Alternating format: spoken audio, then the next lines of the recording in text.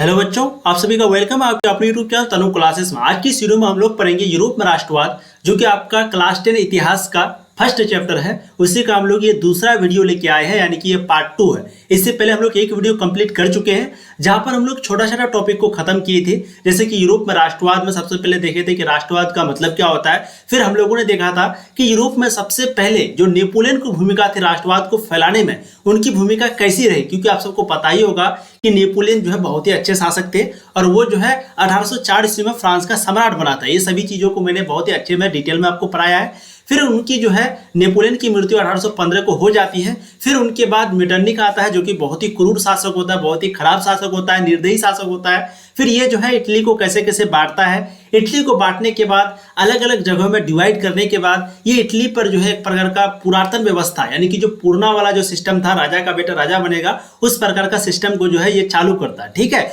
इसी के विरोध में फिर जुलाई 1830 की क्रांति होती है। इसके विरोध में भी और एक चार्ल्स 10 नामक एक और निरंकुश शासक आता है, इसके विरोध में 1830 की क्रांति होती है। फिर 1848 ईस्वी की क्रांति होती है। तो हम लोगों ने क्रांति को भी देखा था, साथ में प्रभाव को देखा था कि क्या क्या प्रभाव पड़ा उस क्रांति का। ठीक है, आज का जो वीडियो है इसमें हम लोग देखेंगे इटली का एकीकरण, क्योंकि आप सबको पता होगा जो पहला चैप्टर है इसमें हम लोग बेसिकली इटली और जर्मनी के एकीकरण के बारे में पढ़ते हैं। तो इस वीडियो में यानी कि पार्ट 2 में हम लोग इटली का एकीकरण और जर्मनी का एकीकरण देखेंगे। तो मेरी बातों को सिर्फ आप ध्यान से सुनिएगा, आपको बहुत ही मजा आएगा सुनने में। जैसे आप केमिस्ट्री को पढ़ते हैं, फिजिक्स को पढ़ते हैं, बायोलॉजी को पढ़ते हैं, वैसे ही आप हिस्ट्री को भी पढ़ेंगे, वैसे ही आपको मजा आएगा।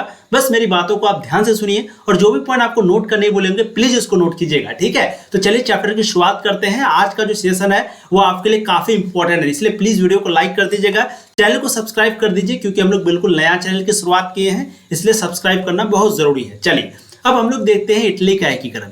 इटली जो है, इटली के एक राष्ट्र के रूप में स्थापित होने में भौगोलिक समस्या के अलावा कई अन्य समस्याएं भी थी। कहने का मतलब है कि एक बॉर्डर, जैसे अभी हम लोग का बॉर्डर फिक्स है कि इंडिया का मैप जो है कुछ इस प्रकार का है ना, इंडिया का मैप जो है कुछ इस प्रकार का, हम लोग का क्या है, इंडिया का मैप एक प्रकार का फिक्स है। लेकिन इटली का कोई भी फिक्स उस समय नहीं था। तो इटली को भौगोलिक समस्या के साथ साथ और भी कई समस्याएं थी। जैसे इटली की राजधानी जो रोम है वो पोप के प्रभाव में थी। जैसे कि हमने आपको बताया था ना कि जो ये आया था, मतलब कि मेटरनिक जो आया था, काफी खराब शासक था, बहुत ही खराब शासक था। तो ये क्या कर दिया, इटली पर अपना कब्जा जमाने के लिए जो है इनको अलग अलग भागों में बांट दिया। जैसे जब यहाँ पर अंग्रेज आया था भारत, तो वो क्या किया था, भारत को अलग अलग भागों में बांट दिया था। जैसे हिंदू मुस्लिम डिवाइड एंड रूल वाला, यानी कि सबको बांटो उसके बाद फिर शासन करो, डिवाइड एंड रूल। सबको बांटने के बाद हिंदू मुस्लिम का लड़ाई करवा दिया, अब हिंदू मुस्लिम अलग हो गया, अब शासन करने में मजा आ गया, है ना। तो ये भी क्या किया था, इटली पर अपना प्रभाव जमाने के लिए जो है इटली को कई भागों में बांट दिया था, विभाजित कर दिया था। जैसे रोम और उसके आसपास के जगहों को किसको दे दिया, पोप को दे दिया। सिसिली और नेपल्स का जो जगह है वो किसको दे दिया, तो वो बुर्बो वंश का सम्राट जिसका नाम था फर्डिनेंड, उसको दे दिया, है ना। ये मेटरनिक ये गलत काम उस समय किया था कि अलग अलग जगह को जो है अलग अलग राजाओं को दे दिया, ताकि इससे क्या होगा कि अलग अलग ये बंटवारा बन के रहेगा, एक रहेगा नहीं। जैसे हम लोगों का मुट्ठी, हम लोगों का हाथ में टोटल 5 उंगली है, ठीक है, लेकिन अगर 5 उंगली को एक साथ करेंगे तो ये मुक्का बन जाएगा, जो कि काफी ताकतवर रहेगा। वहीं पे अगर ये 5 उंगली को हम लोग खोल के रखेंगे तो एक उंगली से कभी लड़ पाएंगे, कभी नहीं पाएंगे, है ना। जैसे कहने का मतलब मेरा ये हुआ कि ये हाथ है, 5 उंगली है, 5 उंगली अगर अलग अलग रहेगा तो कोई इसको मार देगा, इसको मार देगा, कोई इसको मार देगा, इसको मार। लेकिन अगर ये 5 एक बन जाएगा, मुट्ठी भर लेगा, तो समझिए फिर कितना ताकत हो जाएगा। सेम वैसे ही मतलब वही हुआ कि इटली पर शासन करने के लिए मेटरनिक जो है उसको बांट दिया। ठीक है, उसके बाद अब ये कैसे कैसे एकीकरण होता है उनको देखते हैं। तो इटली के एक राष्ट्र के रूप में स्थापित होने में भौगोलिक समस्या के साथ साथ कई समस्याएं भी थी। जैसे इटली का जो राजधानी पोप था वो किसके प्रभाव में था, तो आप सबको पता ही, अभी हमने आपको बताया कि इटली की राजधानी जो रोम था वो पोप के प्रभाव में था, है ना। इटली की राजधानी जो रोम है वो किसके प्रभाव में था, पोप के प्रभाव में।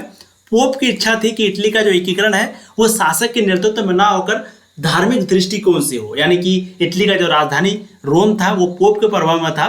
और पोप का कहना यह था कि जो इटली का एकीकरण है वो धार्मिक दृष्टिकोण से हो, यानी कि धर्म के आधार पर हो, है ना, धर्म के आधार पर, समझिए। लेकिन इसके बावजूद 19वीं सदी के शुरुआत से राष्ट्रीयता का विकास हो रहा था और फ्रांसीसी क्रांति का असर अभी भी पड़ रहा था। हमने आपको कहा था ना कि फ्रांसीसी का जो क्रांति है, 1789 की जो क्रांति है, उसी को फ्रांसीसी क्रांति बोलते हैं, फ्रांसीसी क्रांति बोलते हैं।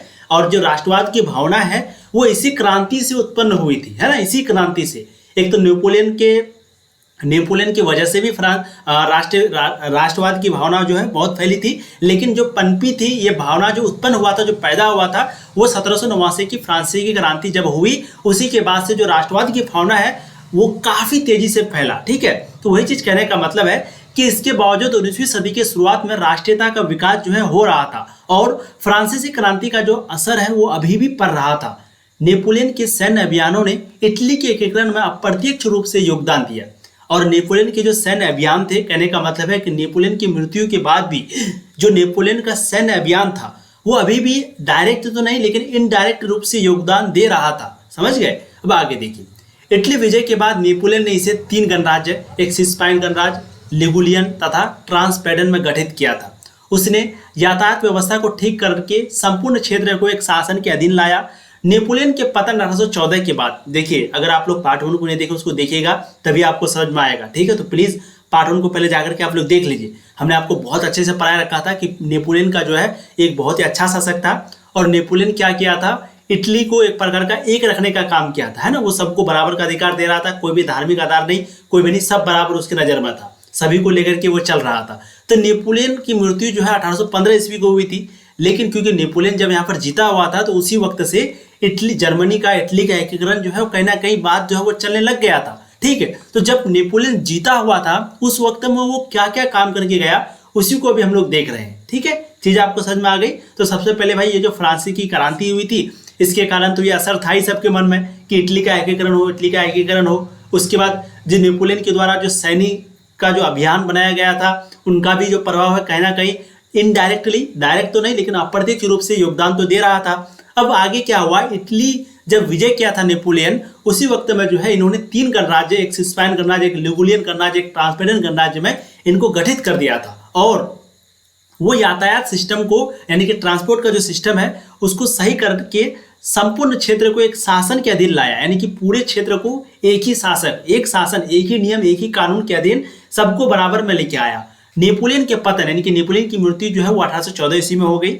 तो उनके पतन के बाद वियना कांग्रेस द्वारा इटली को पुराने रूप में लाने के उद्देश्य से इटली के 2 राज्यों, एक पिडमाउंट और सार्डिनिया का एकीकरण कर दिया गया। अब एकीकरण का रास्ता खुलने लगी, यानी कहने का मतलब ये है क्योंकि वियना कांग्रेस के द्वारा जो है इटली को फिर से पुराने रूप में लाने के उद्देश्य से इटली को 2 राज्य में बांट दिया, एक पिडमाउंट और एक सार्डिनिया, और इन दोनों को जो है एक कर दिया। जब इन दोनों को एक किया तो इसी वक्त से जो है इटली का एकीकरण का जो रास्ता है वो खुलने लगा। चीज आपको समझ में आ गई। अब आगे देखिए, राष्ट्रवादियों द्वारा एक गुप्त दल कार्बोनरी का गठन हुआ जिसका उद्देश्य क्या था कि छापामार युद्ध के द्वारा राजतंत्र को समाप्त कर गणराज्य की स्थापना करना था। मेजनी का संबंध भी इस दल से था। तो आपको यहाँ पर 2 प्रश्न पूछा जाएगा। सबसे पहला कि जो कार्बोनरी का गठन है या फिर मेजनी का जो संबंध है वो किस दल से था, तो मेजनी का संबंध जो है वो कार्बोनरी दल से था। इस बार का सेकंड टर्मिनल में भी आपको पूछा गया है। ठीक है, तो मेजनी का जो संबंध है वो कार्बोनरी दल से था। ठीक, और छापामार युद्ध क्या होता है, तो छापामार युद्ध का मतलब होता है कि जैसे किसी को मार दिया फिर पेड़ के पीछे जाके, गोरिल्ला युद्ध भी वैसे ही होता है। ठीक है, तो फिर पेड़ वगैरह के पीछे जाके छुप जाना, तो ये छापामार युद्ध करना चाहता था। इसका मतलब क्या हुआ कि वो जो है छापामार युद्ध की, क्योंकि भाई उन लोग के पास बंदूक है, सैनिक है, सेना है, उनके सामने तो हम जा नहीं सकते हैं, तो अब छुप के ही वार करना पड़ेगा। तो इसी उद्देश्य से छापामार युद्ध के द्वारा जो है राजतंत्र को समाप्त करके गणराज्य की स्थापना करना चाहता था, क्योंकि राजतंत्र में क्या होता है, राजा का बेटा राजा बनेगा। ठीक है, तो अब आपको समझ में आ गया होगा इटली के एकीकरण का जो शुरुआत है, जो नींव है, यहीं से डाला गया, जो बीज है वो यहीं बोया गया। थोड़ा बहुत आपको जरूर समझ में आया होगा। अब आगे देखिए, आगे देखिएगा आपको मजा आएगा, बिल्कुल नहीं घबराइए, टेंशन नहीं, बस आप मेरी बातों को सुनिए। जब तक हम हैं तब तक टेंशन किस बात का। ठीक है, देखिए मेजनी, इटली के एकीकरण में मेजनी की क्या क्या भूमिका रहा, सबसे पहले इसी को समझते हैं। क्योंकि हम लोगों ने देखा कि भाई कहीं ना कहीं मेजनी का जो संबंध है वो कार्बोनरी से था, और कार्बोनरी का गठन क्यों हुआ था, इसका गठन इसीलिए हुआ था ताकि राजतंत्र को समाप्त करे और गणराज्य की स्थापना हो। अब क्योंकि मेजनी का संबंध उससे था, इसलिए अब हम लोग मेजनी के बारे में पढ़ेंगे। देखिए सबसे पहले मेजनी का जीवनी, अगर आपको पूछा जाए भाई मेजनी के बारे में कुछ बताएं तो आपको थोड़ा बहुत लिखना तो पड़ेगा ही। तो देखिए मेजनी जो है एक साहित्यकार था, गणतांत्रिक विचारों का वो समर्थक था और एक लायक सेनापति था, योग्य सेनापति था। ठीक है, उसमें जो है आदर्शवादी गुण बहुत ज्यादा था, व्यवहारिक गुण जो है थोड़ा सा कम था। 1831 में उसने जो है यंग इटली नामक संस्था की स्थापना की। तो अगर आपको पूछा जाए कि यंग इटली नामक जो संस्था है, जो इंस्टीट्यूट है, उसकी स्थापना किसने किया था, तो उसकी स्थापना जो है वो मेजनी ने किया था। मेजिनी साहित्यकार भी था, गणतांत्रिक विचारों का समर्थक था, यानी कि वो गणतांत्रिक विचार का जो है वो हमेशा समर्थन करते थे, और ये सेनापति भी थे। ठीक है, उसमें आदर्शवादी गुण ज्यादा था लेकिन व्यवहारिक गुण जो है वो काफी कम था। और उसने यंग इटली की नामक संस्था की स्थापना करी। वो कब करी? 1831 ईस्वी में, जिसका उद्देश्य क्या था? इटली प्रायद्वीप से विदेशी हस्तक्षेप समाप्त करना तथा संयुक्त गणराज्य स्थापित करना। कहने का मतलब है कि उन्होंने जब यंग इटली नामक संस्था की स्थापना करी थी तो उनका एक ही सिद्धांत था, एक ही उद्देश्य था कि जो भी विदेशी हस्तक्षेप है उनको यहाँ से खत्म करो, और ये जो राजतंत्र वाला सिस्टम है इसको समाप्त करो और यहाँ पर गणराज्य करो, मतलब कि वोटिंग वाला सिस्टम चालू करो। ठीक है, सन 1834 ईस्वी में उन्होंने यंग यूरोप नामक संस्था का गठन किया, जिससे दूसरे देश में चल रहे राष्ट्रवादी आंदोलन को प्रोत्साहित किया। कहने का मतलब है कि उन्होंने जो है 1831 में यंग इटली नामक संस्था का गठन किया था। उसका उद्देश्य वही था कि राजतंत्र को समाप्त करो और गणराज्य की स्थापना करो। और सन 1834 में 3 साल के बाद फिर उन्होंने यंग यूरोप नामक भी संस्था का गठन किया। अब इटली से तो सिर्फ इटली का हो रहा था, लेकिन जब उन्होंने यंग यूरोप का किया तो यूरोप तो पूरे महादेश का नाम है, तो फिर इससे क्या हो गया कि जो भी दूसरे देश में जो भी थोड़ा बहुत राष्ट्रवादी आंदोलन चल रहा था, इनको और भी ज्यादा ताकत मिला, इनको और भी ज्यादा जोर मिला, प्रोत्साहित किया। चीजें आपको समझ में आ गई। अब आगे देखिए, सन 1848 ईस्वी में फ्रांस के साथ साथ पूरे यूरोप में क्रांति का दौर आया। ठीक है, 1848 ईस्वी में फ्रांस के साथ साथ, क्योंकि 1848 की क्रांति भी हुई थी, तो इसी के कारण हमने इसको पार्ट 1 में आपको पढ़ाया है 1848 की क्रांति और साथ में उसका क्या क्या प्रभाव पड़ा। तो पार्ट 1 को जरूर देखिएगा, लिंक आपको डिस्क्रिप्शन में मिलेगा या फिर चैनल का प्लेलिस्ट में। तो सन 1848 ईस्वी में फ्रांस के साथ साथ पूरे यूरोप में क्रांति का दौर आया। मेटरनिक ऑस्ट्रिया से भाग गया। उनके बाद जो मेटरनिक है वो 1848 की क्रांति के बाद जो है भाग गया था दुम दबा के। ठीक है, क्योंकि मेटरनिक बहुत ही बुरा शासक था। तो सबसे पहले पूरे यूरोप में क्रांति का दौर कब आया? 1848 में। और वो जो है ऑस्ट्रिया से कब भागा? वो भी 1848 में। कौन? मेटरनिक, जो कि एक बुरा शासक था और वो जो है पुरातन व्यवस्था को फिर से शुरू करना चाहता था। ठीक है, और जब वो ऑस्ट्रिया भाग गया, फिर इसके बाद इटली की राजधानी में मेजिनी का आगमन हुआ। और जब वो भाग गया तो फिर भाई वही मेजिनी साहब है ना, फिर मेजिनी का जो है इटली की राजधानी में आगमन हुआ, यानी कि एंट्री हुआ। अब आगे देखिए, मेजिनी पूरे इटली का एकीकरण करना चाहता था और गणराज्य बनाना चाहता था। वो जो है पूरे इटली का एकीकरण भी करना चाहता था, साथ में इटली को गणराज्य बनाना चाहता था। यानी कि इटली को जो मेटरनिक अलग अलग भाग में बांट दिया था, अलग अलग जगहों में बांट दिया था, सबको एक करने के साथ साथ वो उनको गणराज्य भी बनाना चाहता था। जबकि सार्डिनिया पिडमॉन्ट का जो शासक था, जिसका नाम था चार्ल्स एल्बर्ट, वो अपने नेतृत्व में विलय चाहता था। कहने का मतलब है कि मेजिनी तो ऐसा चाहता था कि भाई सबको एक कर दो और गणराज्य की स्थापना करो, लेकिन जो सार्डिनिया पिडमॉन्ट था उसका शासक, जिसका नाम था चार्ल्स एल्बर्ट, वो चाहता था कि नहीं, चलो ये हो जो भी होना, लेकिन वो मेरे कंट्रोल में होना चाहिए, मेरे नेतृत्व में होना चाहिए, मेरे नजर के सामने होनी चाहिए। पोप भी इटली को धर्म राज्य बनाने पर पक्षधर था। और आप सबको ये तो पता ही है कि पोप जो है वो धर्म के आधार पर राज्य को बनाना चाहता था। हमने आपको यही बताया कि पोप क्या चाहता था कि वो जो है इटली को धर्म के आधार पर, है ना, धर्म के आधार पर जो है वो इटली का एकीकरण करना चाहता था। कौन? पोप। हमने आपको अभी पढ़ाया। अब आगे देखिए, इटली को धर्म राज्य बनाने का पक्षधर था। इस तरह सबका विचार नहीं मिल रहा था। फिर ऑस्ट्रिया ने इटली के कुछ भागों पर आक्रमण कर दिया, जिससे सार्डिनिया के शासक की हार हो गई, है ना। आप सबको ये तो पता होना कि जब मेटरनिक जो भागा था वो कहाँ से भागा था? ऑस्ट्रिया से।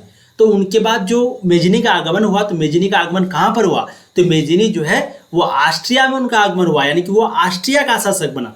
फिर मेजिनी चाहता था कि भाई ये जो अलग अलग जगह में बटा हुआ इटली उसको एक कर दो, फिर यहाँ पर गणराज्य की स्थापना कर दो। लेकिन सार्डिनिया पिडमॉन्ट का जो शासक चार्ल्स एल्बर्ट था वो ऐसा नहीं चाहता था, और पोप जो था वो भी चाहता था कि भाई इसका जो एकीकरण है इटली का वो धर्म के आधार पर होना चाहिए। इस तरीके से सबका जो माइंड है वो एक तरह नहीं हो पाता था, सबका विचार अलग अलग था।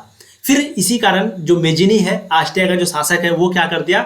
इटली के कुछ भागों पर आक्रमण कर दिया जो इसके खिलाफ था, जिससे सार्डिनिया के शासक की हार हो गई।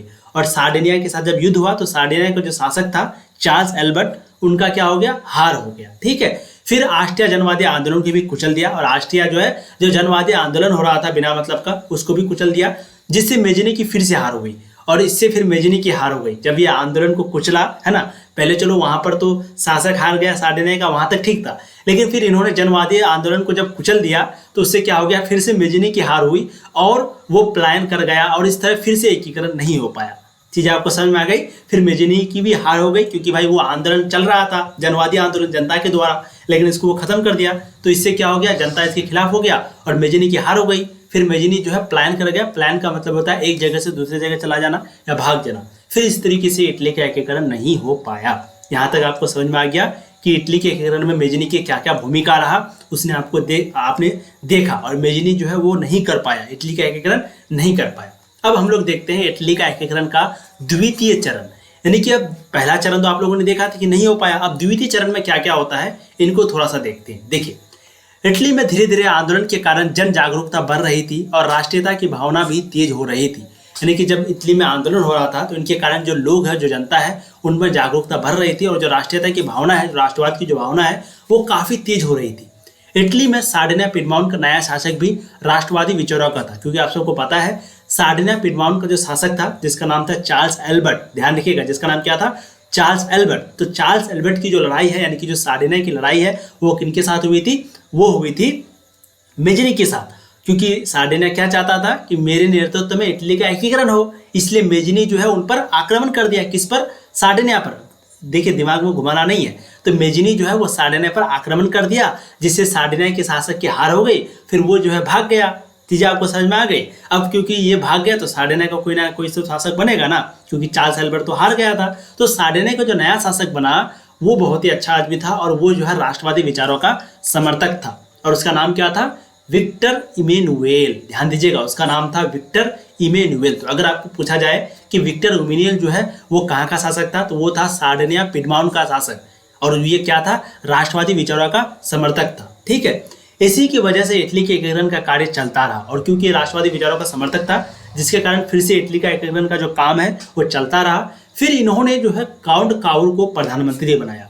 तो ये ध्यान रखिएगा कि सार्डिनिया पिडमॉन्ट जो है वो नया शासक था, जिसका सार्डिनिया पिडमॉन्ट का नया शासक जिसका नाम था विक्टर इमेनुएल, वो जो है राष्ट्रवादी विचारों का समर्थक था, और उन्होंने जो है काउंट काउर को प्रधानमंत्री बनाया, पीएम बनाया। अब आगे हम लोग देखते हैं कि जब काउंट काउर प्रधानमंत्री बना तो उनके बाद उन्होंने जो है इटली के एकीकरण में क्या क्या भूमिका निभाया। ठीक है, तो काउंट काउर के बारे में थोड़ा सा पढ़ेंगे, क्योंकि आपको पूछा जाता है उनसे उनकी जीवनी के बारे में, और उनकी जो है इटली के एकीकरण में क्या क्या भूमिका रहा उनको भी देखते हैं। तो सबसे पहले देखिए, काउंट काउर जो है वो एक सफल कूटनीतिज्ञ एवं राष्ट्रवादी था। तो ये भी ध्यान रखिएगा, जैसे विक्टर इमेनुएल राष्ट्रवादी समर्थक था, राष्ट्रवादी था, सेम वैसे ही जो उनका प्रधानमंत्री था जिसका नाम था काउंट काउर, वो भी क्या थे, वो भी जो है एक प्रकार का आप समझ सकते हैं कूटनीतिज्ञ भी थे और साथ में राष्ट्रवादी भी थे। ठीक है, इटली के एकीकरण में सबसे बड़ी बाधा जो है वो किसको मानता था, ऑस्ट्रिया को मानता था। कौन, काउंट काउर।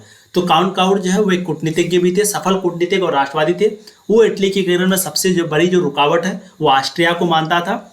उसने, यानी कि काउंट काउर ने ऑस्ट्रिया को हराने के लिए फ्रांस के साथ दोस्ती का हाथ बढ़ाया, है ना, क्योंकि ऑस्ट्रिया का जो दुश्मनी है वो कहना है कि फ्रांस के साथ भी था। तो उन्होंने जो है इसको हराने के लिए, यानी कि ऑस्ट्रिया को हराने के लिए, क्योंकि वो सबसे बड़ी रुकावट जो है किसको मानता था, ऑस्ट्रिया को मानता था। इटली का एकीकरण में सबसे बड़ी बाधा कौन था, ऑस्ट्रिया। ये कौन कहता था, काउंट काउर। तो इसीलिए उन्होंने जो है फ्रांस के साथ दोस्ती का हाथ बढ़ाया, और 1853-54 ईस्वी में क्रीमिया युद्ध में काउंट काउर ने फ्रांस की ओर से युद्ध में सम्मिलित होने की घोषणा कर दी। इससे युद्ध समाप्ति के बाद पेरिस के शांति सम्मेलन में फ्रांस और ऑस्ट्रिया के साथ उन्हें भी बुलाया गया। कहने का मतलब यहाँ पर यह है कि उन्होंने सबसे पहले ऑस्ट्रिया को हराने के लिए फ्रांस के साथ हाथ मिलाया। फिर 1853-54 में एक क्रीमिया युद्ध हुआ था। कौन सा युद्ध हुआ था, क्रीमिया युद्ध। कब हुआ था, 1853-54 ईस्वी में।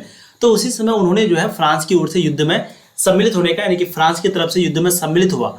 ठीक है, उनके बाद जब युद्ध समाप्त हुआ तो पेरिस के शांति सम्मेलन में फ्रांस और ऑस्ट्रिया के साथ साथ उन्हें भी बुलाया गया। किनको, काउंट काउर को। ठीक है, इससे काउंट काउर की जो महत्ता है वो बढ़ गई, और क्योंकि भाई फ्रांस को भी बुलाया गया, ऑस्ट्रिया को भी बुलाया गया, यहाँ तक तो ठीक था, लेकिन काउंट काउर को भी बुलाया गया जो कि एक प्रधानमंत्री था, जो कि बिल्कुल नया था, उनको भी बुलाया गया। इससे क्या हो गया कि इनकी महत्ता जो है बढ़ गई, इसकी जो इंपॉर्टेंस है वो बढ़ गई। अब लोगों को लगने लगा कि भाई ये बहुत बड़ा शासक है, क्योंकि उनको भी बुलाया गया था। इस सम्मेलन में काउर ने इटली में ऑस्ट्रिया के हस्तक्षेप को गैर कानूनी घोषित कर दिया, और इसी सम्मेलन में काउर ने जो है इटली में, यानी कि जो ऑस्ट्रिया हस्तक्षेप करता था, ऑस्ट्रिया चाहता था, ऑस्ट्रिया के शासक कौन था, मेजिनी, तो वो चाहता था कि इसका जो एकीकरण है वो नेतृत्व में हो, मेरे नेतृत्व में, और यहाँ पर गणराज्य की स्थापना हो। लेकिन काउंट काउर को क्या लगता था कि यहाँ पर जो ऑस्ट्रिया है वो बिना मतलब का हस्तक्षेप कर रहा है और गैर कानूनी घोषित कर दिया। किसको, ऑस्ट्रिया को। जिस कारण संपूर्ण यूरोप का ध्यान जो है वो इटली की ओर गया, और जब यहाँ पर ऑस्ट्रिया को ऐसा गैर कानूनी करार दिया गया ऑस्ट्रिया को बदनाम किया गया काउंट काउर के द्वारा, तो इससे क्या हो गया कि पूरे यूरोप का जो ध्यान है वो सिर्फ इटली की ओर चला गया, पूरे यूरोप यानी कि पूरे महादेश का ध्यान, क्योंकि यहाँ पर इस तरह का हुआ। ठीक, आगे देखिए, काउर ने नेपोलियन तृतीय से भी एक संधि की, और काउंट काउर जो है वो नेपोलियन तृतीय से भी एक संधि की, जिसके तहत फ्रांस ने ऑस्ट्रिया के खिलाफ पिडमाउंट को सैन्य समर्थन देने का वादा किया। कहने का मतलब है कि काउर ने जब नेपोलियन तृतीय से एक संधि किया था तो उस संधि में क्या था कि फ्रांस जो है वो ऑस्ट्रिया के खिलाफ पिडमाउंट को सैन्य समर्थन का वादा किया। यानी कि आपको चीजें समझ में आनी चाहिए। ठीक है, ये नेपोलियन तृतीय कौन है? तो नेपोलियन तृतीय जो है मतलब कि काउंट नेपोलियन तृतीय जो है वो फ्रांस का एक प्रकार का सम्राट है, राजा है। तो काउर यानी कि जो काउंट काउर था वो नेपोलियन तृतीय से एक संधि किया, और उसके तहत क्या कहा कि ऑस्ट्रिया के खिलाफ, क्योंकि वो ऑस्ट्रिया का खुला दुश्मन काउंट काउर ऑस्ट्रिया को हमेशा क्या कहता था कि ये सबसे बड़ी बाधा है इटली का एकीकरण में, तो इसलिए इन्होंने जो है फ्रांस को कहा कि तुम जो है पिडमाउंट का समर्थन करो, क्योंकि पिडमाउंट फ्रांस के साथ दुश्मनी है। ठीक है, तो पिडमाउंट का समर्थन करो, ऐसा देने का वादा किया कौन? फ्रांस। इसी बीच 1859 से 60 में ऑस्ट्रिया और पिडमाउंट में सीमा विवाद के कारण युद्ध शुरू हुआ, और इसी बीच 1859 से लेकर के 60 के बीच में ऑस्ट्रिया और पिडमाउंट के साथ सीमा विवाद यानी कि बॉर्डर को लेकर के एक युद्ध शुरू हुआ, और फिर फ्रांस ने जो है इटली के समर्थन में अपना सेना युद्ध में उतार दिया। और फिर फ्रांस क्या किया? फ्रांस जो है वो इटली के समर्थन में, यानी कि कहने का मतलब है कि इटली का एकीकरण हो तो इसी के समर्थन में अपना सेना उतार दिया, और वो किसका साथ दिया? पिडमाउंट का, जिसके कारण ऑस्ट्रिया की बुरी तरह हार हो गई। और क्योंकि भाई यहाँ पर काउंट काउर तो साफ साफ कह दिया था कि तुम जो है पिडमाउंट का साथ देना, और फ्रांस जो है वो पिडमाउंट का साथ दिया भी, इससे ऑस्ट्रिया जो है यहाँ पर भी बुरी तरीके से हार गया, पूरी तरह हार हुई, और इसके राज्य लोम्बार्डो पर पिडमाउंट का कब्जा हो गया, और इसका राज्य एक जिसका नाम था लोम्बार्डी, इस पर किसका कब्जा हो गया? पिडमाउंट का। ठीक है, यहाँ तक आपको चीजें समझ में आ गई कैसे कैसे चल रहा है। फ्रांस जो है वो काउंट काउर के साथ मिला हुआ है, और उन्होंने पिडमाउंट का भी समर्थन कर दिया, जिससे ये लोग एक हो गए, और ऑस्ट्रिया बेचारा फिर से हार गया। अब आगे देखिए, नेपोलियन इसके लिए तैयार नहीं था। जब पिडमाउंट का कब्जा यहाँ पर हो गया तो नेपोलियन जो है इसके लिए तैयार नहीं था, अतः वो वेनेशिया पर विजय के बाद अपनी सेना वापस बुला ली। इस तरह लोम्बार्डी पर पिडमाउंट का अधिकार और वेनेशिया पर ऑस्ट्रिया का अधिकार माना गया। ठीक है, यानी कि लोम्बार्डी पर जो है पिडमाउंट का अधिकार हो गया, क्योंकि यहाँ पर पिडमाउंट जीता था ऑस्ट्रिया से। उनके बाद वेनेशिया पर जो है ऑस्ट्रिया का अधिकार यहाँ पर माना गया। अंततः इटली एक बड़े राज्य के रूप में सामने आया। इस प्रकार 1862 ईस्वी तक दक्षिण इटली रोम तथा वेनेशिया को छोड़कर बाकी रियासतों का विलय रोम में हो गया, और सभी विक्टर एमेनुएल को शासक माना। कहने का मतलब है कि सिर्फ दक्षिण इटली रोम तथा वेनेशिया को छोड़ करके लगभग पूरा इटली जो है इसी तरीके से युद्ध करके जैसे भी हो सब एक होने लग गया था। कब तक? 1862 ईस्वी तक, यानी कि 1862 ईस्वी तक सिर्फ दक्षिण इटली और रोम को छोड़ करके पूरा इटली जो है वो एक तरफ हो गया, और विक्टर एमेनुएल को लगभग सभी लोग शासक माना, लगभग सभी लोग, है ना। खाली कौन बाकी था मिलना? एक दक्षिण इटली और एक रोम और वेनेशिया, ये 2-3 जगह जो है अभी बाकी था मिलना, बाकी लगभग सबको एक जगह आ गया था, पूरा एक हो गया था, यानी कि एकीकरण वगैरह जो भी कहिए पूरा जगह जो है एक हो गया था। आपको यहाँ तक समझ में आ गया काउंट काउर की भूमिका कैसे कैसे रहा। अब आगे हम लोग देखते हैं गैरीबाल्डी। इटली के एकीकरण में गैरीबाल्डी की क्या क्या भूमिका रहा, अब इसको हम लोग देखते हैं। देखिए गैरीबाल्डी जो है, सबसे पहले गैरीबाल्डी की मैं थोड़ा सा देख लेते हैं। आपको कभी भी पूछा जाएगा गैरीबाल्डी के बारे में कुछ बताएं, तो आपको ये जो पहला वाला पैराग्राफ आपको दिख रहा है यहाँ से लेके यहाँ तक, इसको लिख देना है। ठीक है, देखिए गैरीबाल्डी जो है एक महान क्रांतिकारी था, और ऊपर में काउंट काउर के बारे में अगर पूछे तो काउंट काउर के बारे में भी आप इतना तो लिख सकते हैं। ठीक है, वैसे अगर आपको पूछे यहाँ पर मेजनी के बारे में, तो मेजनी के बारे में भी पहला पैराग्राफ जो है उसको आप लिख सकते हैं। ठीक है, चलिए देखिए, तो गैरीबाल्डी इटली के एकीकरण में गैरीबाल्डी की क्या क्या भूमिका रहा। तो गैरीबाल्डी जो है एक महान क्रांतिकारी था, वो पेशे से नाविक था। तो आपको पूछा जाएगा गैरीबाल्डी पेशे से क्या था, तो गैरीबाल्डी जो है पेशे से नाविक था। 1862 ईस्वी में गैरीबाल्डी ने रोम पर आक्रमण करने की योजना बनाई, परंतु कावड़ के विरोध करने पर इस योजना को त्याग दिया। यानी कि 1862 ईस्वी में वो चाहते थे, यानी गैरीबाल्डी चाहते थे कि रोम पर आक्रमण करें। क्यों रोम पर आक्रमण करना चाहता था? क्योंकि रोम जो है वो अभी तक इटली के साथ नहीं मिला था, तो उन पर वो आक्रमण करना चाहता था। ठीक है, रोम किसके अधिकार में है? पोप के अधिकार में। जाने क्या किसके अधिकार में? पोप के अधिकार में, क्योंकि रोम जो है इटली का राजधानी था, तो रोम पर वो आक्रमण करना चाहता था। लेकिन काउंट काउर जो प्रधानमंत्री था, विक्टर एमेनुएल का जो प्रधानमंत्री था काउंट काउर, वो मना किया। तो गैरीबाल्डी जो है इस योजना को, फिर इस प्लान को जो है वो त्याग दिया। फिर गैरीबाल्डी मेजिनी के विचारों का समर्थक था, लेकिन गैरीबाल्डी जो है वो मेजिनी का जो विचार था उनका समर्थक था। ध्यान दीजिए, यहाँ ध्यान देने की बात है। देखिए सबसे पहले जो गैरिबाल्डी है वो काउंट काउर का भी बात मानता है ना, क्योंकि वो विरोध किया तो इस योजना को जो है वो त्याग दिया जब उसका विरोध किया। फिर गैरिबाल्डी जो है मेजिनी के विचारों का भी समर्थक है, और मेजिनी बेचारा कौन है, यह है ऑस्ट्रिया का शासक। और काउंट काउर कौन है, तो भाई काउंट काउर तो सार्डिनिया का है, यानी कि ये दोनों खुला दुश्मन, काउंट काउर और मेजिनी खुला दुश्मन है ना। लेकिन गैरिबाल्डी मेजिनी के विचारों का समर्थक था और उधर काउंट काउर का भी बात मान रहा था। ठीक है, तो गैरिबाल्डी जो है मेजिनी के विचारों का समर्थक था, लेकिन उनके विचारों काउर के विचार से नहीं मिलते थे। लेकिन गैरिबाल्डी का जो विचार है वो काउंट काउर के विचार से बिल्कुल नहीं मिलते थे। गैरिबाल्डी ने अपने कर्मचारियों तथा स्वयंसेवकों की सेना बनाई और इटली के प्रांत सिसिली तथा नेपल्स पर आक्रमण किया। इन रियासतों की जनता बुर्बो राजवंश से तंग आकर गैरिबाल्डी के समर्थक बन गए। कहने का मतलब है कि गैरिबाल्डी अपने कर्मचारियों को लेकर के, उनका जो स्वयं सेवक था उनको लेकर के एक सेना बनाया और इटली के जो प्रांत है सिसिली और नेपल्स, इन दोनों जगह पर आक्रमण किया। और इन रियासतों की जो जनता है बुर्बो राजवंश से तंग आकर गैरिबाल्डी के समर्थन बन गए।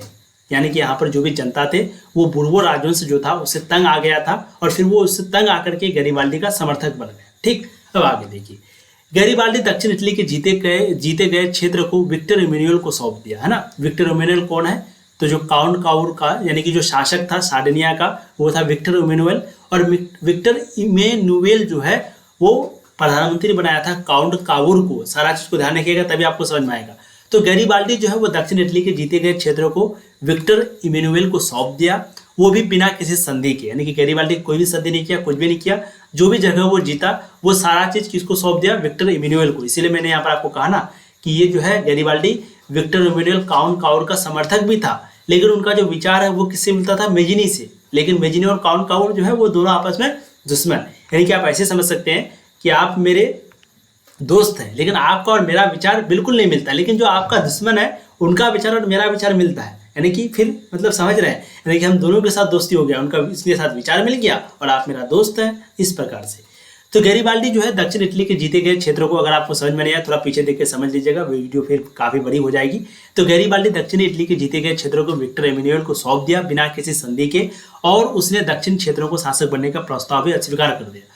और उनको जब विक्टर इमैनुअल को द्वारा बताया गया कि आप जो है दक्षिणी क्षेत्र का शासक बन जाइए, लेकिन ये प्रस्ताव को जो है गैरिबाल्डी अस्वीकार कर दिया, है ना, स्वीकार नहीं किया, वो क्या कर दिया, मना कर दिया। वो अपनी सारी संपत्ति राष्ट्र को समर्पित कर दिया, और उसकी जो भी संपत्ति थी वो किसको समर्पित कर दिया, राष्ट्र को। और फिर वो जो है एक साधारण किसान की भांति जीवन जीने लगा, यानी कि किसान की जैसा जिंदगी गुजारने लगा। इसके बीच बहुत सारे घटनाएं हुई और अंत में मेजिनी, काउर, गैरिबाल्डी जैसे राष्ट्रवादी नेताओं और विक्टर इमैनुअल जैसे शासकों के योगदानों के कारण 1871 ईस्वी तक इटली का एकीकरण पूर्ण हुआ। और अंत में मेजिनी के कारण, काउंट काउर के कारण, गैरिबाल्डी, ये तीनों राष्ट्रवादी थे। ध्यान रखिएगा, देखिए मेजिनी बेचारा राष्ट्रवादी तो था ही, लेकिन ये कहता था कि भाई गणराज्य बने। लेकिन काउर जो है ना वो बिना मतलब का मेजिनी को हमेशा समझता था कि, यानी कि ऑस्ट्रिया को समझता था सबसे बड़ा रुकावट, है ना। और गैरिबाल्डी तो बेचारा दोनों की तरफ था। तो क्योंकि गैरिबाल्डी का जो विचार है वो मेजिनी से मिलता था और गैरिबाल्डी जो समर्थक था वो काउंट काउर का था। ठीक है, तो ये तीनों की वजह से, राष्ट्रवादी नेताओं की वजह से और विक्टर इमैनुअल जैसे शासक, इनकी योगदानों से जो है, इनकी भूमिकाओं की वजह से 1871 ईस्वी तक इटली का जो एकीकरण है वो पूर्ण हुआ। ठीक है, लाला लाजपत राय ने गैरिबाल्डी की जीवनी लिखी है, ये भी ध्यान रखिएगा। अगर आपको पूछा जाए कि गैरिबाल्डी की जीवनी किसने लिखी है, गैरिबाल्डी पेशे से नाविक था, है ना। वो अपने सारा संपत्ति को राष्ट्र को समर्पित कर दिया, किसान के जैसा जिंदगी जीने लगा, ये सारा चीज आपको लिखना पड़ेगा। तो लाला लाजपत राय जो है इनकी जीवनी के बारे में लिखा है। 1862 ईस्वी में काउंट काउर की मृत्यु हो गई, यानी कि जैसे 1871 तक इटली का एकीकरण हुआ, लेकिन काउंट काउर की मृत्यु कब हो गई थी, 1862 ईस्वी को, जिससे वो इटली का एकीकरण नहीं देख पाया था। लेकिन वो इटली का एकीकरण नहीं देख पाया था, लेकिन इन्हीं लोगों की वजह से, यानी कि मेजिनी, काउंट काउर, क्योंकि इन्होंने कुछ ना कुछ ऐसा किया होगा, कोई ना कोई कदम ऐसा उठाया होगा जो कि आगे चल करके जिससे कि इटली एकीकरण हो गया, इटली का एकीकरण हो गया, है ना। तो मेजिनी, काउर, गैरिबाल्डी जैसे राष्ट्रवादी नेता और विक्टर इमैनुअल जैसे शासक के योगदानों की वजह से 1871 में, ध्यान रखिएगा कब, 1871 में इटली का एकीकरण हुआ। और ये भी ध्यान रखिएगा कि गैरिबाल्डी की जीवनी लाला लाजपत राय ने लिखी है, साथ में काउंट काउर की मृत्यु कब हुई थी, 1862 में, जिससे कि ये बेचारा जो है इटली के एकीकरण को नहीं देख पाया था। ठीक है, अब हम लोग पार्ट 3 में, थोड़ा सा ध्यान दीजिएगा, भागिएगा नहीं, और भी कुछ बोलना है। तो पार्ट 3 में जो है हम लोग जर्मनी के एकीकरण को देखेंगे। ठीक है, जर्मनी के एकीकरण को देखेंगे, ये भी आपके लिए काफी इंपॉर्टेंट है और 5 नंबर में आपको पूछा जाता है। अब यहाँ पर देखिए, अगर आपको इटली का एकीकरण पूछ दिया जाए तो आपको इतना सारा लाइन नहीं लिखना है, बस आपको इटली का एकीकरण देना है। उनके बाद मेजिनी की क्या क्या भूमिका थोड़ा सा लिख देना है, 2-3 लाइन। उनके बाद दिल्ली का जो द्वितीय चरण हुआ उनमें काउंट की क्या क्या भूमिका रहा, गैरिबाल्डी की क्या क्या भूमिका रहा, और साथ में विक्टर एमेनुअल जो शासक बना था वो काउंट को प्रधानमंत्री बनाया। तो ये 2-3 लाइन आपको लिख देना है और कम से कम 2 पेज में, अगर लॉन्ग क्वेश्चन में पूछे तो कम से कम 2 पेज में आपको जो है जवाब देना है, ठीक है, ज़्यादा बड़ा नहीं है। तो पार्ट 1 पार्ट 2 में हमने आपको पढ़ाया। पार्ट 2 में आज हम लोगों ने देखा इटली के एकीकरण। अब जो पार्ट 3 आएगा वहाँ पर हम लोग जर्मनी के एकीकरण देखेंगे। इसलिए जो भी अभी तक चैनल को सब्सक्राइब नहीं किए कर दीजिए। ये बिल्कुल नया चैनल है लेकिन आपको बहुत ही गजब तरीके से पढ़ाई जाती है। साथ में आपको नया सिलेबस यहाँ पे आपके लिए शुरू किया गया है, इसलिए प्लीज़ ज़्यादा से ज़्यादा वीडियो को शेयर करें, अपने दोस्तों तक पहुंचाएं और उनको कहे कि यहाँ पर बहुत मस्त पढ़ाई होती है, इसलिए यहाँ से पढ़ाई करो, ठीक है। अपने सारे दोस्तों को बतावें, साथ में ज़्यादा से ज़्यादा शेयर करें और वीडियो को लाइक करें, कमेंट जरूर करें अगर कुछ गलती भी हो तो साथ में कमेंट करें कि और आगे आप लोग क्या चाहते हैं, ठीक है। थैंक यू सो मच, ऐसे ही पढ़ाई करते रहिए। All the very best. Please subscribe करते हुए जाना। Thank you.